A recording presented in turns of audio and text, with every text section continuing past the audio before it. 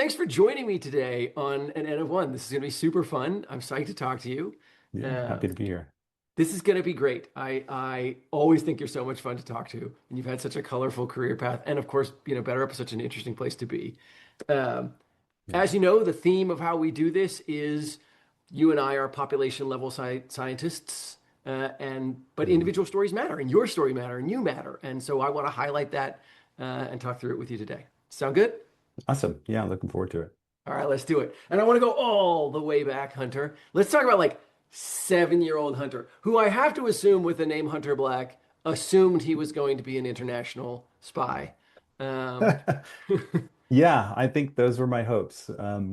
Yeah, as a kid, I was pretty quiet and shy. I still am relatively quiet and shy, but very deeply interested in many topics. Curiosity has always been one of my primary drivers. I was very into art and sports and music and Legos and Ninja Turtles, a child of the early 90s. And Wait a minute. um, This is a very important thing we have to. Which was your favorite turtle? Oh, Michelangelo by far was my favorite. Really? The Yeah, party manimal. Okay. that's right. Yeah. I honestly can't re remember why. I think I liked the color orange. I think he was the orange one. He is the orange one. Yeah, and so that drew me.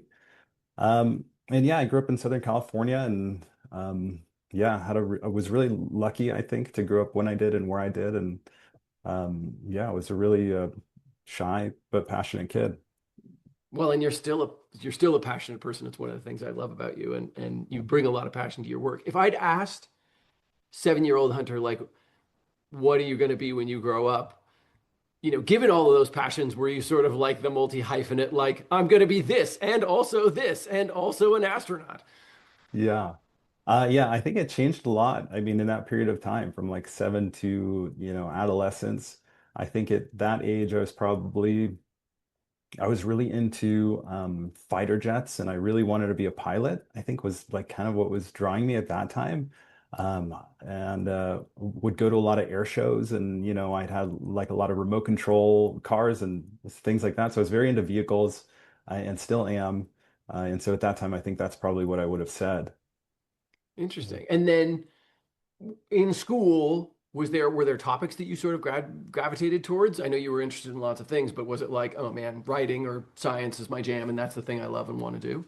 Yeah, I mean, at that age, it was really, I'd say art and math were the two things that I gravitated toward it the most. I really loved visual arts and ceramics, and I was in chess club too. And yeah, I really enjoyed math as well. It was something that drew my attention even at an early age. And then as you got a little older and you went into high school, did that sort of sustain? Was it still like, hey, this sort of very creative, but also very sort of logical, structured version of the world?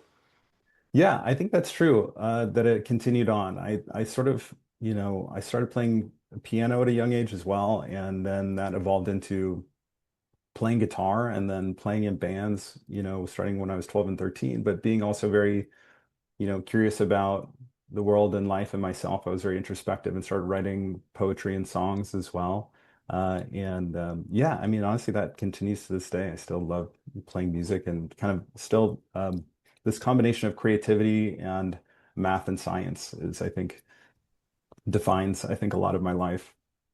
And we've been doing enough of these. It's inevitable that we draw some population level things. I think that is a thing. There's sort of a triumvirate of like it's either science and entrepreneurship or science and art that tend to Mm, like cause this like behavioral science thing to happen, yeah. um, because there's this sort of structured piece, but alongside some other driving, creative, impassioned thing, right? It's not pure science, right? We're Mhm. not often There's not a world in which we would have been physicists, right? It's sort of the like science plus, Yeah. uh, and so that's not. Mhm. So if I reached out to high school Hunter, was he still going to be a fighter jet pilot? Oh yeah, great question. I think by the time I was in high school, I was very much still into music, playing in bands, was very much into board sports at that time. So like skateboarding, snowboarding, surfing. Um, and those were the two things I think I wanted to be either a professional skateboarder or a musician. I think at that period of time was my jam. And And potentially both, right? Like yeah, I and could really, ideally, yeah, ideally both at the same time. Yeah. You'll And skateboard your way to the gig. that's right. Yeah, that was the vision. That was the goal. And for me at that time, I think school was enjoyable, but something that I sort of wasn't my primary focus. I always enjoyed learning, but wasn't, dedicating my energy there. I really would, get through the school day so that I could go skateboard and play music. Yeah. Yeah. I there's a in the way that people say, you eat to live or live to eat. There is sort of Yeah, a like, you know, there's a school that you do, and then there's a school you're doing. Uh, and those are that's very right. different. But you Yeah, did, I mean, you went off to college. You knew that sort of you were going on this continuing education path. Um, and that's right. and and you ended up not in Southern California, right? Well, so I did. So I ended up for undergraduate, I ended up going to Loyola Marymount, which is in LA, Right. and partially to continue to pursue music. So I was still playing in bands and playing shows in Southern California. And a lot of my bandmates, the band that I was in high school, also were in the LA area. And so continued to do that. It was still a big part of my college experience. Wait, Hunter, I gotta know, what kind of band? Like, were you a punker? Yeah, What's we were going a on? kind of more punk rock band, but kind of blending that with more traditional rock. Yeah, that kind of thing. If you think like the band I was in, we were compared often to the Hives or the Strokes. There were a lot of the bands at that period of time, and yeah, we kind of fell into that genre. And if we search around on the internet, can we find young Hunter Black? Like, You might, yeah. The name of the band was Them Terribles, and you might still be able to find it. There was a period of time when, after about my sophomore year, where I started to focus more on academics and realized, okay, maybe the, music career wasn't for me and wasn't the path I was going to take ultimately. And I started doing, I continued a passion of music, started doing more songwriting and recording my own stuff just for fun, and I still do. But yeah, somewhere around my sophomore, junior year is when I sort of transitioned more into being serious about school. audience note, you all should check out the fact that there is a Wikipedia. This is not, he's not making up a garage band. There is a Wikipedia entry about said band. There is definitely media we can go look at online. And immediately after this interview, I will be going to check because this is a side of you, Hunter, that, you and I talk about science a lot. We don't really talk about some of these interests. I'm going to check it out. Yeah, would recommend it. Very, very of the period for sure. That's amazing. Yeah. And then you were doing school while you were doing this. Mhm. Was it still sort of school as chore? Like, this is the thing I'm supposed to be doing because this is what people do? It was, and I was never the type of person who could like get myself excited about topics just for their own sake. And so I was really lucky in high school that I had a teacher who offered AP Psych my senior year, Miss Berry, who was an amazing teacher, and it really caught my attention. And when I got to undergrad, you're taking kind of introductory courses and figuring out what sparks your interest. And I was really just grabbed by psychology pretty early on and philosophy.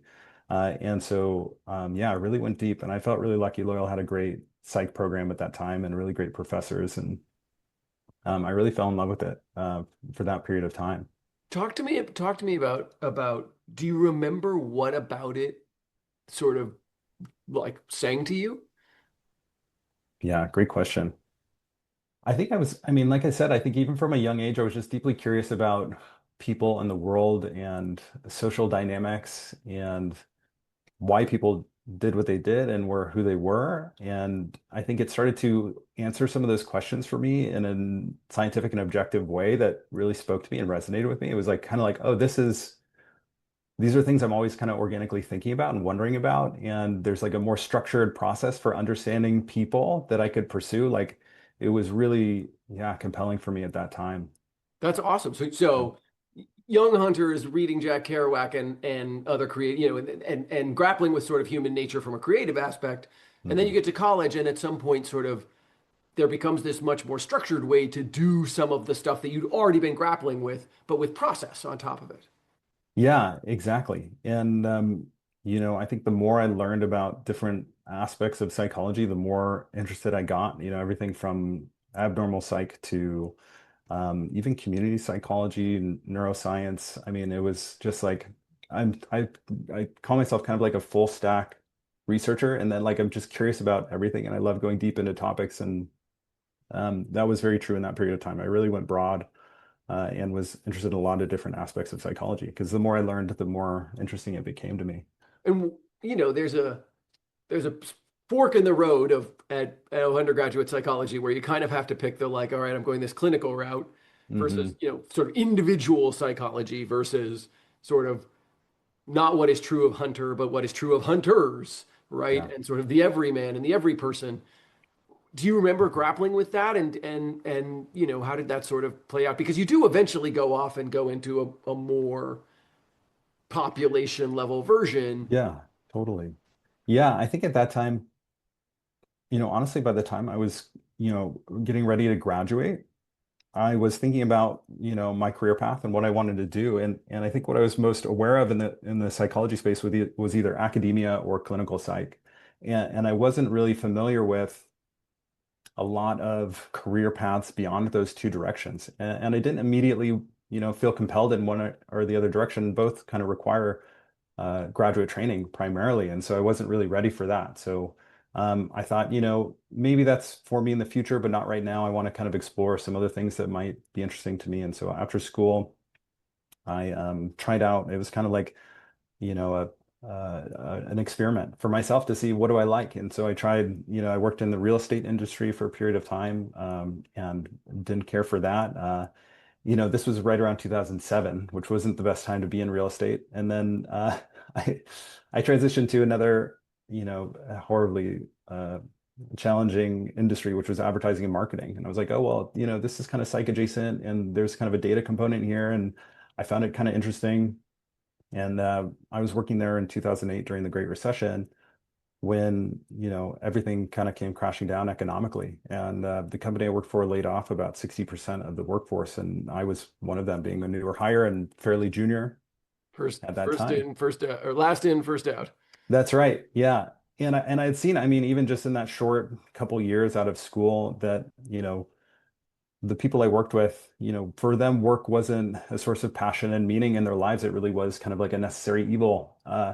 And I was feeling very disillusioned with work and professional life and thinking like, oh my gosh, if this is what I have to do the rest of my life, this is gonna be miserable. And like just thinking about kind of the missed opportunity for work to be something more meaningful. And I think that for me planted the seed for um, what would in the future become my career. And I was very lucky after, I was laid off and I, had to give up my apartment, which was like, really a ego kick at Right. that period of time. Moved back in with, my dad was like remodeling his house at the time. So I was living in his like half remodeled house for a period of time and sending out resumes and not hearing anything back.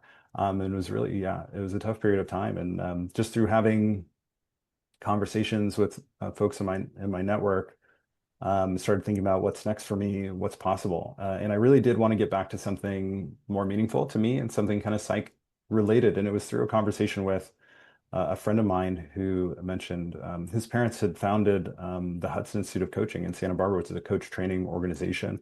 And I didn't really know what coaching was, but they were looking for, I think it was like an office assistant role. And at that time, I was like, anything, I'll take anything. Yeah. yeah, I mean, anything you got. for those that did, some of our viewers are a little younger. Yeah. If you think things are bleak now, man, 2008 was bleak.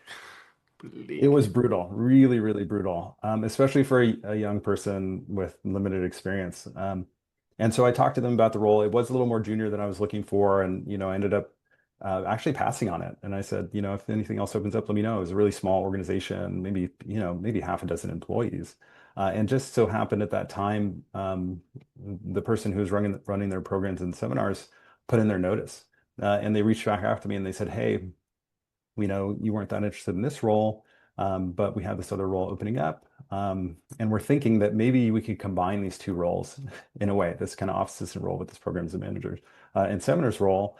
And I really just loved the team. I didn't know what coaching was at the time, but I knew like that I really liked the team and really trusted them and felt a kinship with them, and so accepted the job and ended up. I mean, I think that really opened up. I mean, in hindsight, was a step that shaped the rest of my career very much so. And being there and part of that community, I mean, understanding what coaching was. And even at that time, I mean, this was 2009, I think right around there. Coaching was seen as very like woo-woo and out of the norm. And I think positive psychology was still very much in its infancy, and that was a lot of what was talked about and what the that team was really focused on and passionate about. And so I started running their programs and seminars, transition and change programs, and really just fell in love with coaching. And for somebody early in their career and being kind of the junior person on the team, being surrounded by coaches and mentors who, were really generous with their time and their insights and support, I saw firsthand the power of a lot of positive psych interventions and of coaching itself, and that really, I guess, lit a fire for me at that period of time. Yeah, sort of I'm not just the owner, I'm a member, of the Yeah, Air Club, right? Like, not only were you sort of trying to run these programs, but you were also receiving the coaching that really helped you, which is what a lovely way to expand that impact. I also yeah, heard in there, you took a little bit of a risk, right? You're like, I know this team, I like this team, I like these people. I don't really know anything about this industry. I don't know about this weirdo combined job thing. I had already yeah. turned it down, right? So there's some risk in there that you took on. How did you Definitely. psych yourself up to take that risk? Yeah, I think it was like I think what I was telling myself was like even if this isn't exactly right, it feels directionally right. And so nothing's permanent. I can always kind of pivot if needed. Uh, and that's sort of how I think I approach a lot of things. I can't remember who it is talks about one-way doors and two-way doors. Like most doors are two-way doors. You can kind of reverse a decision, but oftentimes you have to trust your gut a little bit and say this feels right, and I'm going to take the risk, and it's worth investing time and energy, which is the most precious thing we have.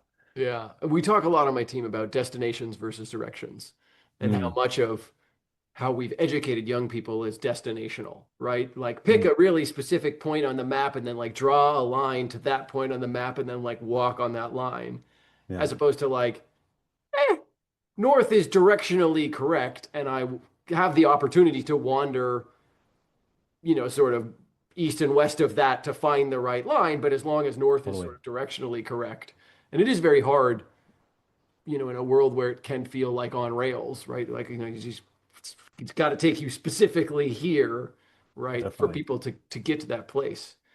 Um, for and so you sure. were there Yeah, for a couple of years. You sort of learned a lot during that time. You got some coaching. yeah, Was a it huge in your amount. mind that, hey, I might go back for a master's? Like, where did the like, hey, I might do some continuing education sort of come in? Yeah, I mean, honestly, it was after a few years when I felt like after a while, I'd sort of gotten the job down. I was kind of firing on all cylinders, and, I had internalized very much that, I should be constantly growing and evolving and pushing myself and challenging myself. And I started having conversations with the leadership there about, hey, what is my next step in terms of my career? And um, I honestly knew it was such a small org at that time that there probably wasn't a natural next step for me there. And they were very supportive about me exploring external opportunities, which is rare. And I feel really blessed how supportive that leadership team was there.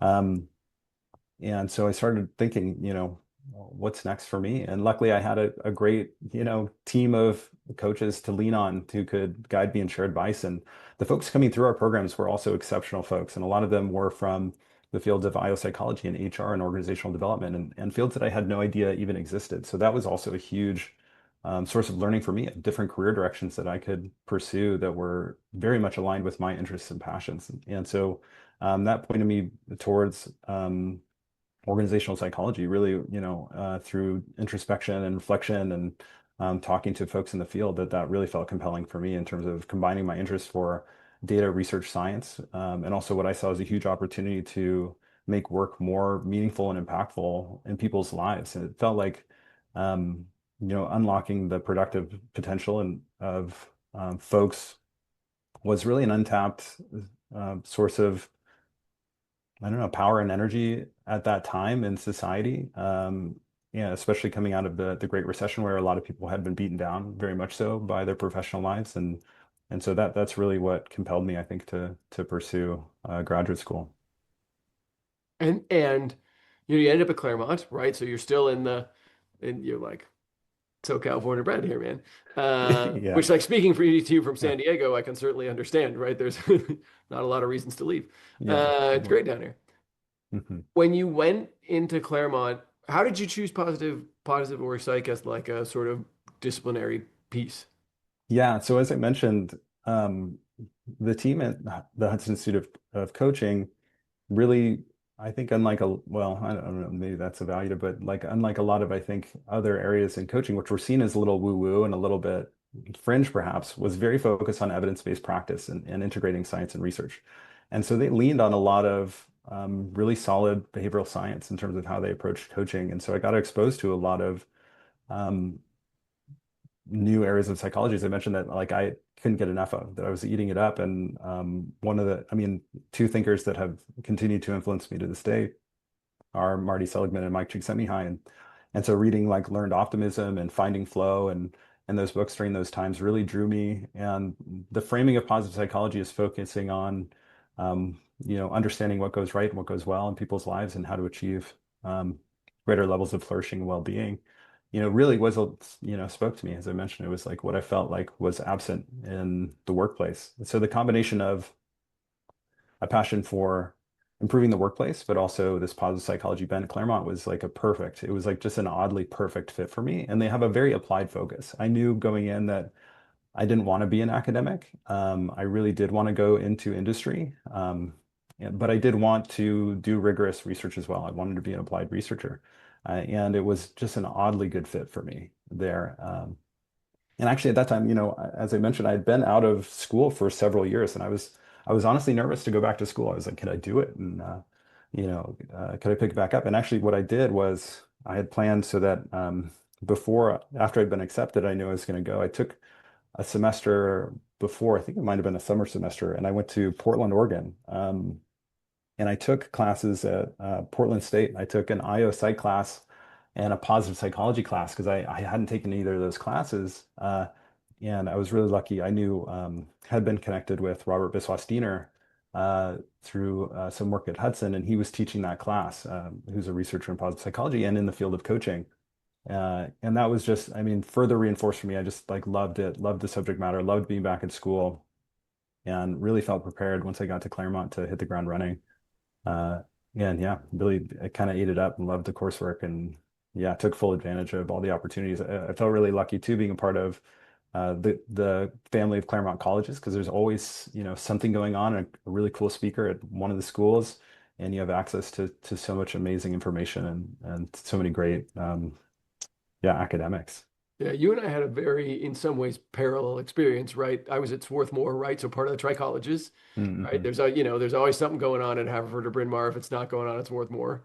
And then, of course, my undergraduate advisor, Barry Schwartz, was, Marty's great friend and collaborator, right, in the Philly Yeah, area. And totally. positive psych, you and I came around at a time that you spoke about fortunate. It really was fortunate to come around at a time when, especially social psychology, which had been so much, come out of World War II going, oh my God, how can people do these things to each other? And so, there were years and years of study of the Stanford Prison Experiment and all these, how can people conform and do all these things? And it was, then in the early 2000s, there was that lovely sort of like, well, maybe there's like a more broad version of this that we could look at that is much more about how do people flourish. Um, Hmm. that I think, now has been balanced out. Yeah, But I think overall moved the position, which up to that point, I think in social psychology had often been very negative, um, to something totally. to something at Yeah, least neutral. absolutely. Yeah. And I remember, in those days, and I started school in probably around 2012, going to, say, the Society of IO Psychology conferences, and, positive psych and coaching in particular were very fringe still in kind of mainstream IO psychology, still very peripheral areas of study and thought. And you wouldn't know it now. You go to PsyOp now, and there's sessions about, well-being at work and coaching. And they're very central topics now. But at the time, I think, it's hard to imagine now that it was seen as kind of woo-woo and fringe. Yeah. Um, it is, to your point, we lose context so quickly, Yeah. right? One of the great things about this show is we have people from all different ages of social psychology and behavioral science. And, it's crazy to interview somebody like Pete Judo, who's like, yeah, I went to undergrad and I majored in behavioral science. And you're like, fucking hell, man. Like, you know, I was just on another podcast and they were sort of like, wow, what was it like to be a behavioral scientist in the beginning of your career? And you're like, well, nobody used those words at the Yeah, time. Right? That's not totally. really how we talked about it. We have, Yeah, we have, in the same way that we come to name animals only eventually, right? After seeing them, we start doing it. It's not like you name it and then you do it. You do it and then eventually it yeah, coalesces into people find each other and along the way and form that community that sort of creates the pieces around it. totally. Yeah. Did you know going into the masters that you were like, I'm going to go all the way and I'm going to do the PhD thing, or did you feel like, hey, I'm going to do Yeah. this masters and then see, or was it like, no, I'm going to do a masters and then later you made the decision? Yeah, I was all in on the PhD from day one. I wanted to go all the way. Yeah, like I said, I was really passionate about research and data, and I had a lot of self-doubt whether or not I could do it. I knew the stats on kind of how many folks make it all the way, and so yeah, I didn't go As a in with blinders dropout, on. right? Yeah, Like, yeah, nobody tells you ahead of time, like just no. the sheer number of people who drop out. Totally. Yeah. And I have lots of friends who, decided not to finish and have had very successful careers. So yeah, there's nothing wrong with that either. And I knew that too. Like no matter what, I would come out with more knowledge and experience than I had going in, and that was the type of knowledge and experience I wanted. And I want to double click on something you said because you said, "Hey, I was really sure that I wanted to go into industry." What Mhm. did you think industry meant at the time? Like when you imagined yourself finishing up and going back into industry, Yeah. did you imagine like running something like the Hudson Institute or like what was Yeah, industry? What did industry mean to you at the time? totally. At that time, I mean, based on the folks I had talked to, the folks who were in roles that I felt most compelled by were in talent development, learning and development in large organizations. And that's really where I saw myself, was being in like leader development in a large organization. And actually, when I was in graduate school, my advisor, Becky Reichert, had a fantastic idea to start an internal leader development consulting organization. And so me and her and some fellow students co-founded what's now Lead Labs, and it's still at the university, and they design leader development programs. And that gave me great applied experience while I was there. We did leader development programs that included building assessment tools. We had a leadership assessment center. We did research on top of the data we collected. We built other types of assessment tools, and I helped build a coaching function within Lead Labs and did coaching myself and trained other folks to do coaching and provided coaching services to leaders for about 5 years, even going into after I'd finished my master's and was working on my dissertation and stuff.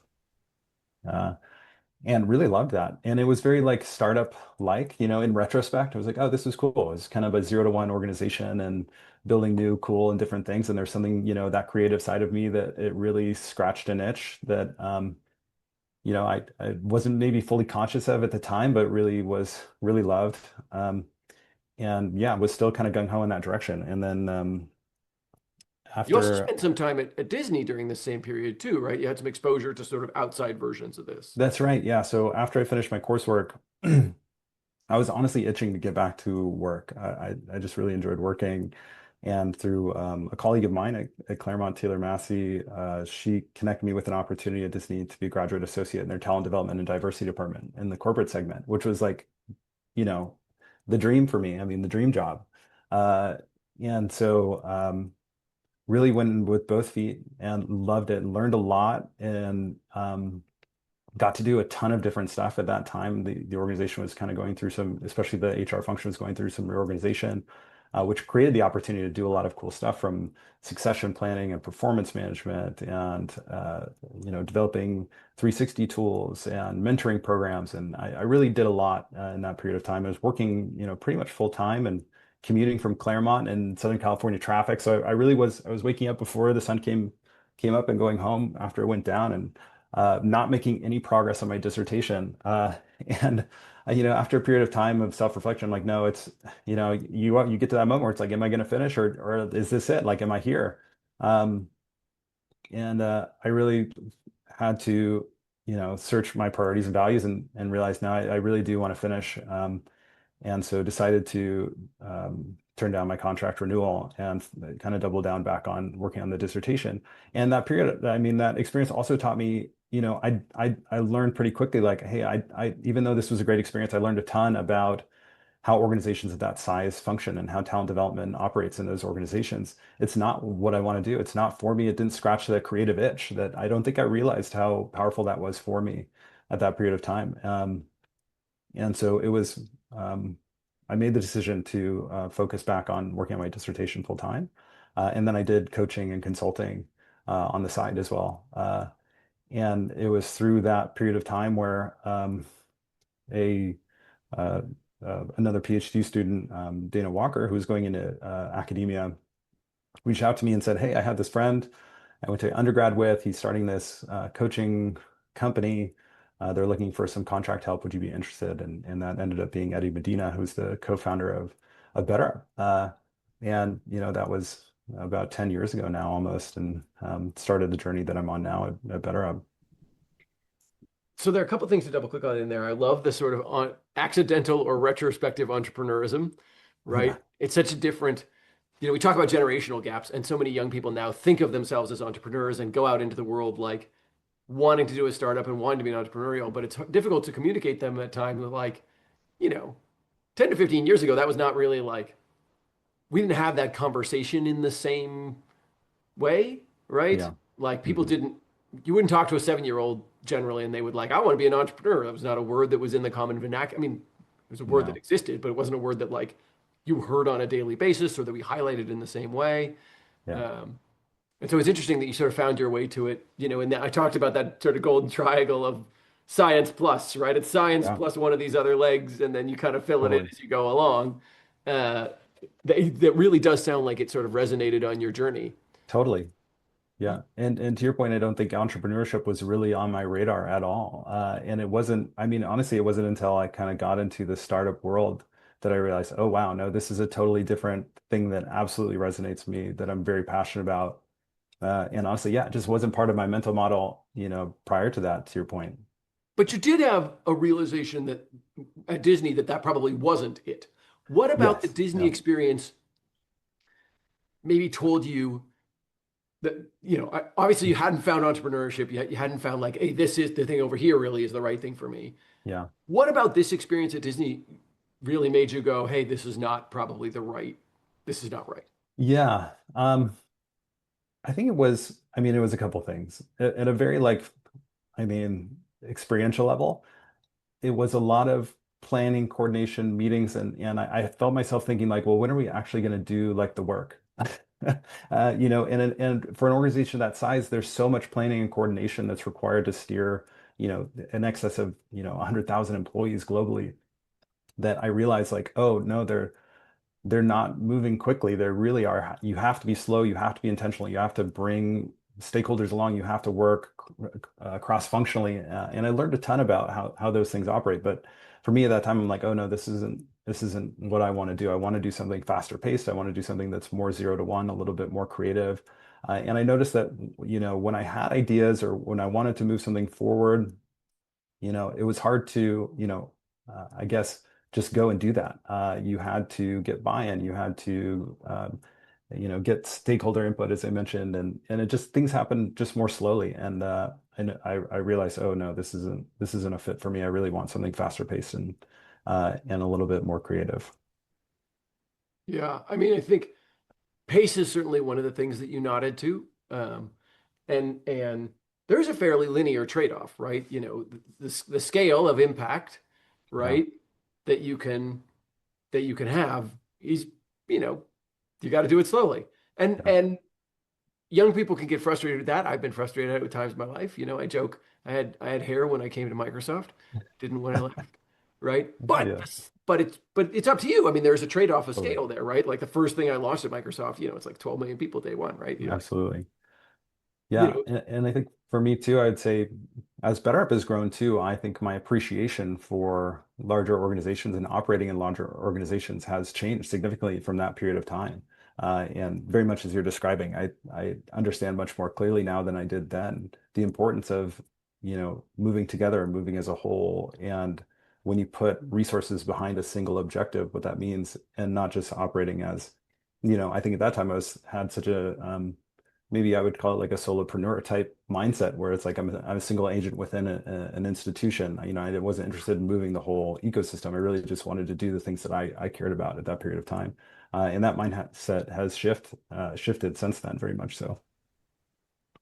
So let's talk about this because you are a rare, behavioral scientists tend to move around, right? In part because teams shift, priorities shift, organizations shift, et cetera. Like Mhm. you really have had a long tenure at BetterUp, right? You've been able to grow with an organization for 10 years. I know there were Yeah. some part-time times in there and some full-time times in there, but Yeah. you had the ability to grow with them. Talk to me Mhm. about that shift and that growth that happened for you as a behavioral scientist as you went through sort of like what an Totally. organization, because there's a huge difference between the BetterUp that is the size that it is now and the BetterUp of when you started. Totally. Yeah. It's extremely different. So where to start? Yeah, I mean, I joke that like I think the time I've had a better up, I feel like I've worked for six different organizations or more. And that's part of the appeal for me too, is, particularly as an organizational psychologist, seeing the evolution of an organization from the inside has been fascinating. And learning what success looks like and what does it take to be successful at different stages of maturity in an organization, also fascinating. And you're working different muscles and skills. So it's constantly, I think what's kept me engaged is consistently being challenged to evolve um, over the company's evolution, as well as the opportunity to continue to be entrepreneurial and innovative at every stage of the process. It's still a very science-backed, it's still a very entrepreneurial, innovative organization. And I've been really lucky to have the opportunity to work in areas that still are very 0 to 1 and very creative. So let's talk through some of those stages, right? Like, Yeah, because you've had that, let's treat it like it's more than one job. I love this idea that like, hey, you've actually worked for Sifter and orgs. Let's yeah. talk about like early year BetterUp. You know, what did you start working on? How did you prove value? How did you communicate that to the rest of the org? Like, what were they expecting from you? What were you giving back? Where were those expectations mismatched? Like, let's grapple with Yeah, that early time totally. a little bit. Yeah, totally. So as I mentioned, I started as a contractor, and the thing I worked on first was writing content. So they had like a content library for coaches where they can share materials to coaching clients, and I was writing about leadership topics and positive psychology topics. And then after doing that for a few months, um, the CEO, Alexei Robichaux, wanted to build what he was calling a data model. And I think at that time we're talking about like how do we measure outcomes, how do we communicate value, that sort of thing. And having had a lot of experience in scale validation, assessment development, it was like square in my wheelhouse. And I very immediately raised my hand to be like, hey, I can do this. Um, and was very lucky to be trusted to build what became a pretty foundational piece of the organization, which we call our whole person model assessment, which combines it's an assessment measure of leadership competencies and mindsets and behaviors that measure flourishing and well-being predictors and behaviors. And so at that time, I'd pulled together, some friends of mine from graduate school who were contractors, and we had some advisors who were providing input on the content and did like a full scale development, validation, including like EFA, CFA, the whole nine. Uh, and then translate that into a product experience. And so that was the first like really substantial project that I worked on at BetterUp. And really the combination, I had such a weird combination of knowledge and background where like I knew coaching really well. I knew positive psychology, I knew leader development, I knew assessment development. It was just like the right project at the right time for, my weird eclectic background. And to this day, we still have, a much improved upon version of the whole person model. It's now been taken by, more than 300,000 people. Uh, and yeah, I mean, and also measure, I mean, I should say like the primary business value was also measuring outcomes. In leader development at that time, it was well known that the ROI on a lot of leader development investments was very low. $6 billion+ industry, but training transfer was very low. And one of the things that I think differentiated BetterUp, coming from more like we wanted to be scientific, we wanted to be rigorous, is we were measuring outcomes, pre-post outcomes, using validated scales. So we're speaking to the science of what we're changing within organizations. And that I think really was what I think convinced the co-founders that that I could be an essential part of the team. And I love that you talked about, I mean, well, I appreciate the I was lucky enough to have their trust. You did put your hand up, right? Which is an important part of some of that growth is, Totally. early career saying, no, I want to take this on. I want to be accountable. I want to go into this unknown space. I don't want to just operate at the wheel. I want to try and build the machine. Yeah, Um, absolutely. was that a conscious choice in the way that, I mean, I think a lot of young people now think of entrepreneurism and these kinds of Mm. things as like being more ambitious, but knowing you, I don't think of you as a particularly like in the like Gordon Gekko sense of the word ambitious sort of thing. Yeah, Was it more no. that was it like this, were you like, this is the way to get ahead, or was it more like, oh, that's just interesting and it has magnetism for me and I'm attracted to this thing that is interesting? Much more the latter. And it's still honestly like very much how I operate. I like sticky, challenging, messy problems that I feel like only and this may or may not be true that I feel like only somebody with my strange eclectic skill set and background can do. And so I tend to very enthusiastically jump into those projects. Um, and I think that's built a lot of trust for me over the years within the organization that if you're willing to do that and you do it successfully enough, you'll be trusted with more and more of those opportunities. And I've been really lucky that that's been the case for me too. And as you may, I probably shouldn't point to luck quite so much, but yeah, very much of it. It's like that's what I'm passionate about, and that's what I want to do. And I think I've gotten pretty good at it, and so they keep coming my way, luckily. And then the organization develops a bit, right? Like it gets bigger, it starts to have some success, right? Like at the beginning, you never know if anything's going to work, right? And Totally. then, but at some point, you sort of get over the transom where you're closer to profitability, you're starting to feel like this is a thing. Like, talk Yeah, to me about that version of Hunter Black, because that's another, a lot of people then pivot out at that point, right? They sort of like, they've totally. done the early stuff, they've done the foundational stuff, they're not as interested in the next phase, they pivot out. What was it about the Yeah. next phase that was interesting to you? How did you end up sort of like staying through that and being interested in that? Yeah. So, typical startup, you wear a lot of hats in the early days. And, I was kind of doing everything. I was still, writing content. I was doing, data analysis. I was, doing assessment development. You know, doing a lot of writing too at that period of time. And then, as the company evolved and we had stood up like a dedicated product function, and we stood up what is now our labs team, which was really innovative. We have an internal behavioral science team, a dedicated team, founded by Gabriella Kellerman, who's amazing. And so when she joined at that time, I remember sitting down with her and having a conversation. And she said, at that time I was doing a lot of work in product, which was totally new to me. I mean, design thinking and software development and all this stuff was totally new to me. And again, like that entrepreneurial part of myself really gravitated to that. And I really loved the creative element of it. And she asked me like, do you want to come, I'm starting this new team. Do you want to come be on this behavioral science team? We're going to do, it was both, stuff that was academic, but also more to build the brand and to advance science more holistically. And at that moment, I really thought, you know what, I was just so grateful. I mean, one, that we had got to the point where we could do that and was so supportive of it. But I was really feeling compelled to work in the product team. And so they let me make up my own job, which has happened several times at BetterUp. Again, I'm so grateful for that. Um, and I think the first title we had was people engineer, which was just such a silly name, but it was basically behavioral scientists who sat on the product team. And it was me and a great colleague of mine, Sarah Greenberg.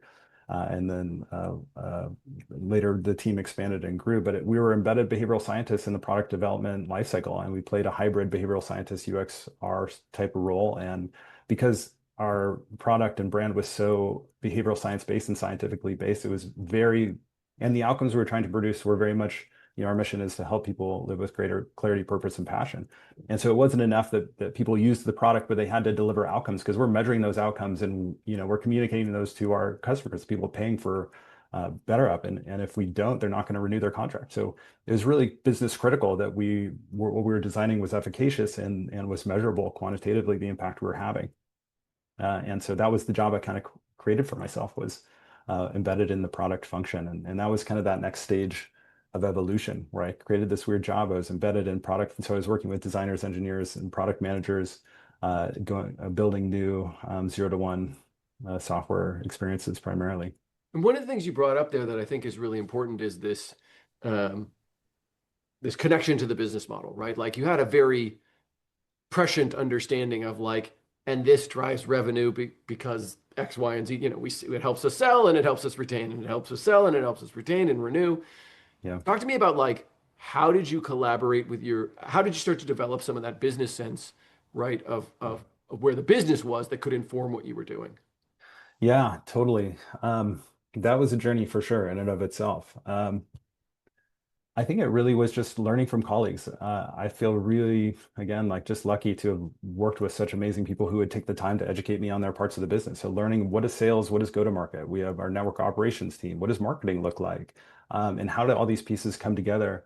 And also, what could I do to help enable these other functions is really central, I think, to being successful in a large organization as it scales. Everything you do, in some way needs to be tied back to the bottom line and profitability.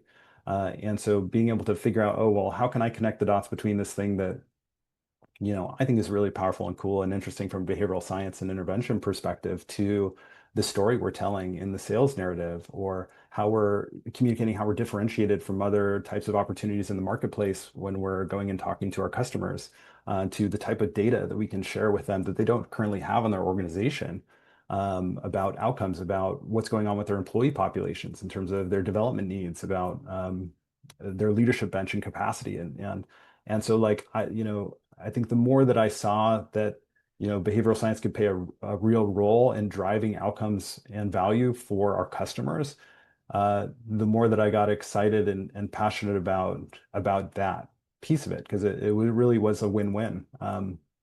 Because the more we can connect those dots, the more behavioral science we could do, and the louder we could be about our impact in the business. Talk to me about were you how did you come to that awareness? Meaning, was the sales Mm. team sort of pushing into you and sort of saying, "Come on, Hunter, what can you give us?" Was it just passively in there, or were you consciously seeking out the sales team? Yeah, it's a great question. I think early on, when you're wearing a lot of hats in the startup, for a long time, I was the sort of whole person model guy. So like because I built it and I was kind of the keeper of the data, for a lot of the assessment tools we had on platform. I was often pulled into customer conversations early on to say like, hey, help us understand how is this built? What does this data mean? And usually it was with teams who had their own internal IO psychologists. And so you're talking to, peers who get it. And so and so I think some of the sales folks started to see like, okay, having a nerd in the room to talk to their nerds. So I joke like, oh, we're going to have the nerds talk to each other now.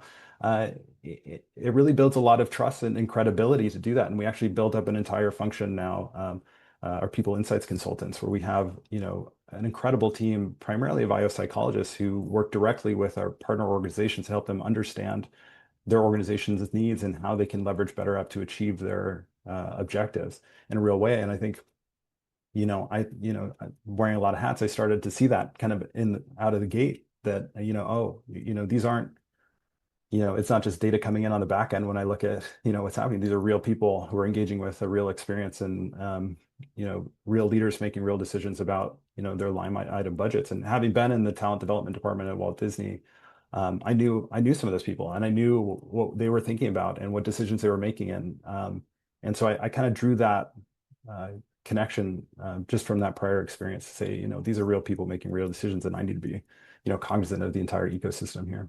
So at the same time that you knew, hey, Disney's not really the place for me. I don't, you still learned a lot from that phase about, Oh, a ton. you know, being your own buyer essentially, right? Because, Yeah, having been on the flip side, it's like going from an agency and then going in-house, right? Like you become the buyer of the agency and you're like, I know how this works. Like I got this yeah, down.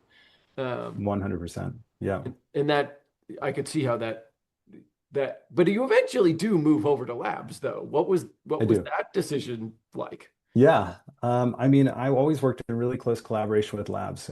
We collaborated a ton, on research and experiments and, writing stuff up. And yeah, so it was always a really close collaboration.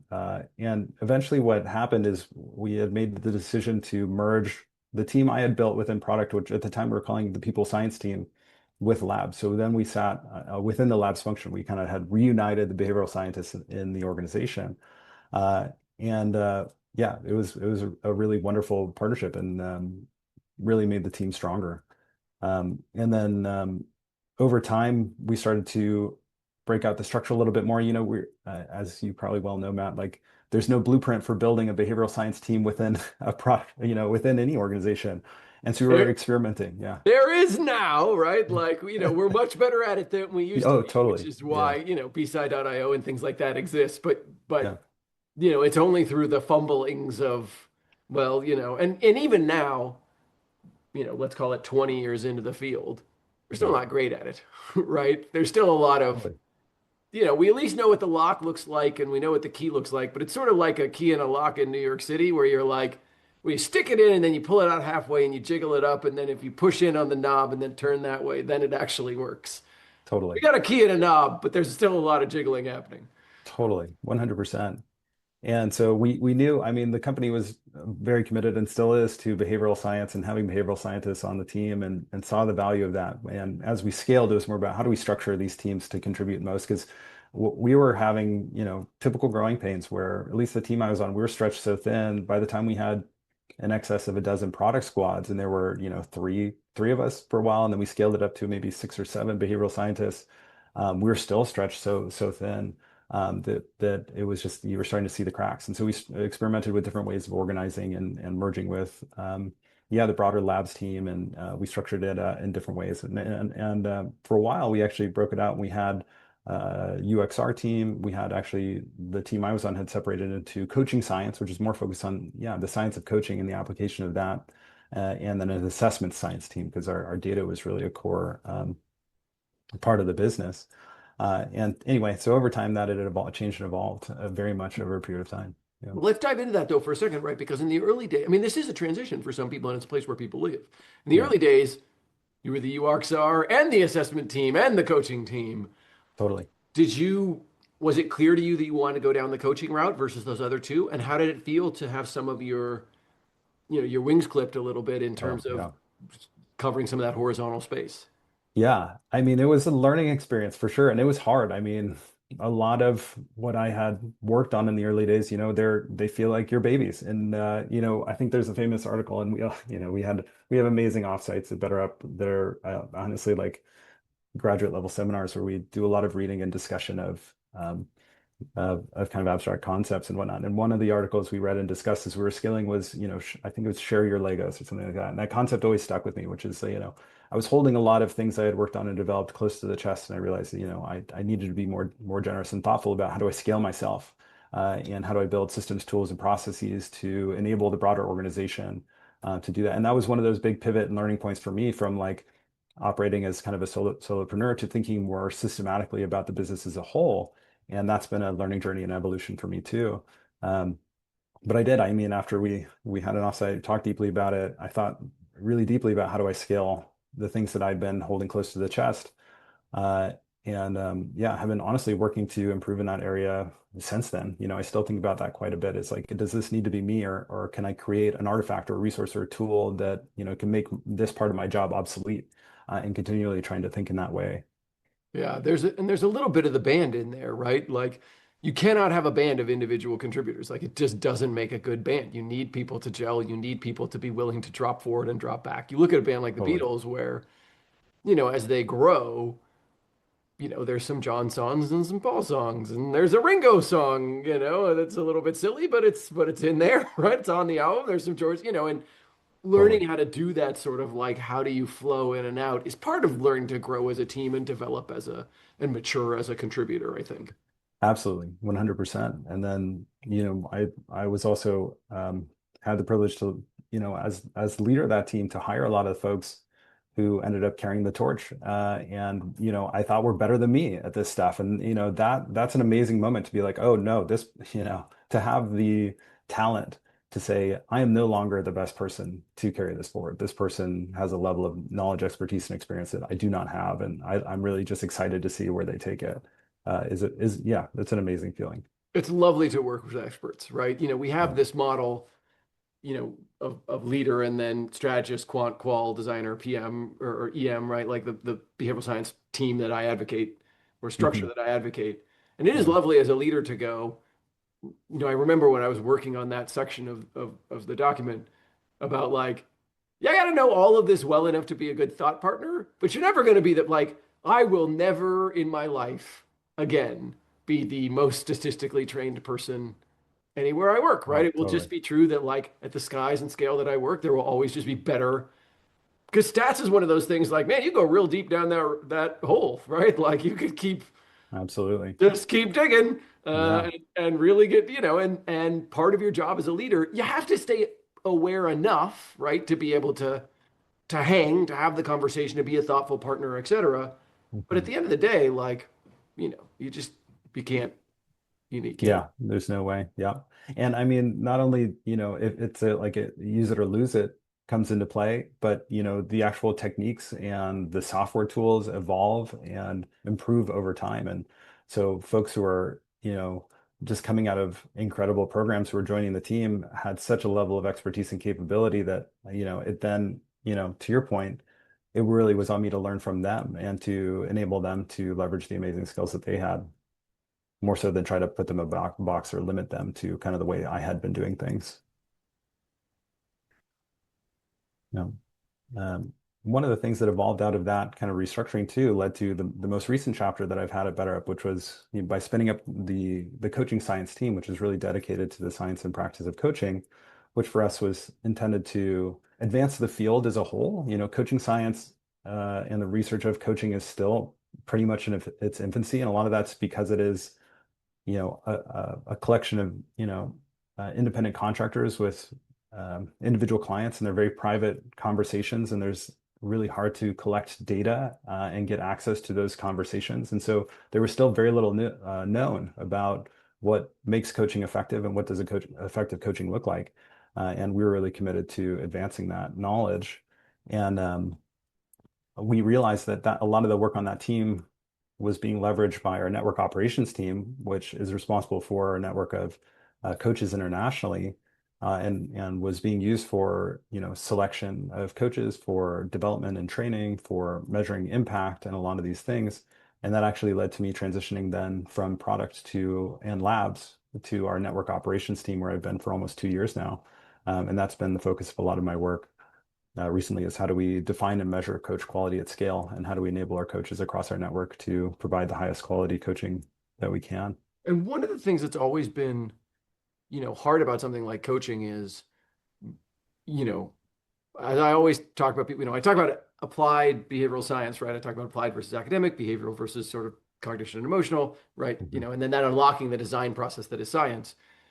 The outcomes of coaching are hard, right? Because they can get sort of squishy to measure. Do you Yeah. feel like very early on, people had a very clear sense of like, hey, at BetterUp, this is what success means. This is what the outcome of a good coach is? Or do you think that's been an evolving definition? Yeah, I'd say no. And even academia, it's not very well defined. I think people go to outcomes like self-efficacy and well-being, um, job performance, these kinds of things quite often. Um, but coaching is such a strange intervention because it's really a combination of multiple interventions in a really dynamic and personal format. So depending on the individual's need and where they are, coaching can look very different between two people. So it's not a standardized intervention, and the outcomes it'll produce can be very different depending on the individual and the context in which they're experiencing coaching. And so it's honestly something that we're continually evolving for sure, and we're still learning, to be honest. How do you align the outcome measurement with the individual? Talk to me about, I mean, you're now in late stage BetterUp, right? You've sort of been in the network team for a bit, like Mhm. you've been doing this work. BetterUp goes away tomorrow. What do you want to do in the world? Like, what is, Yeah, I'm not saying that you're leaving BetterUp. Please, BetterUp people do not yell at me when they hear this podcast. But Hunter, he's yeah, lovely. I'm not encouraging him to leave. But like, yeah, where do you see yourself growing in the world, and what does that look like for you as you start to think beyond? Uh, yeah. I mean, it sounds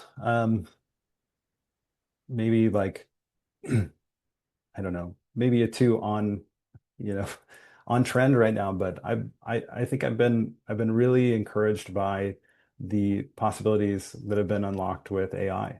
And it's really, I think for an industry, and as you might imagine, I haven't been a better up as long as I have, and been in the field of coaching for as long as I have. You have those moments where you start to think, I've kind of seen and done everything, and there's nothing new under the sun here, and maybe it's time for me to move on to something else. But then here comes AI, and it totally changes the game. It changes everything in terms of what's possible, in terms of scalable personal development, in terms of the speed at which you can develop prototypes and technologies.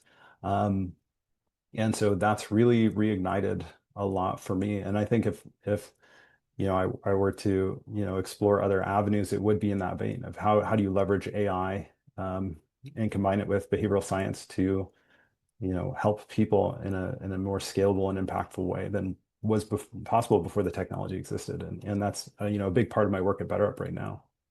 Yeah, I mean, I think that uh, people have lots of feelings about AI, and this is not a podcast about debating them, but Yeah. it's certainly, when you talk about scalability, one of the, the hobgoblins of, well, we can make coaching work, and we're probably pretty good at that, and better, certainly better at that than we used to be, right? At Mhm.